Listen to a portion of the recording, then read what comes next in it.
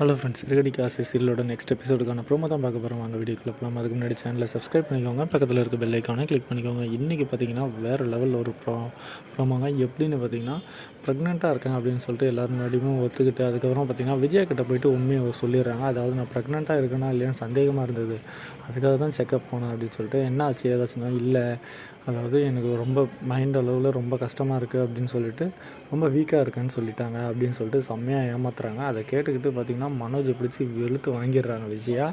என்னடா நினச்சிட்ருக்க, ஒழுங்காக பார்த்துக்க கூட முடியாதா? ஒரு குழந்தை பிறக்கிறதுக்கு எவ்வளோ கஷ்டமாக இருக்கேன், உன் வயிற்றில் தான் பிள்ளையை நான் பார்க்கணுன்னு ஆசைப்பட்டுட்ருக்கேன், எப்படி பண்ணிகிட்ருக்கீங்க அப்படி இப்படின்னு சொல்லிட்டு விஜயா கத்துறாங்க. அது எல்லாத்தையும் கேட்டுக்கிட்டு ரோல் நின்றுட்டு அப்படியே ஒன்று இந்த ஒரு விஷயத்தை வச்சு இந்த நாளைக்கு ஓட்டிடலாம் அப்படின்னு சொல்லிட்டு பிளான் பண்ணுறாங்க. அதுக்கப்புறம் பார்த்திங்கன்னா வீட்டில் இருக்க எல்லாருமே மீனாவுக்கும் முத்துவுக்கு தான் முதல்ல கல்யாணம் ஆச்சு, அவங்களுக்கு தான் நான் குழந்தை பிறக்கணும் அப்படின்ற மாதிரி பேசிகிட்டு இருக்காங்க. இல்லை மூத்த பையனுக்கு தான் முதல்ல குழந்தை பிறக்கணும் விஜயா பேசிகிட்டு இருக்காங்க.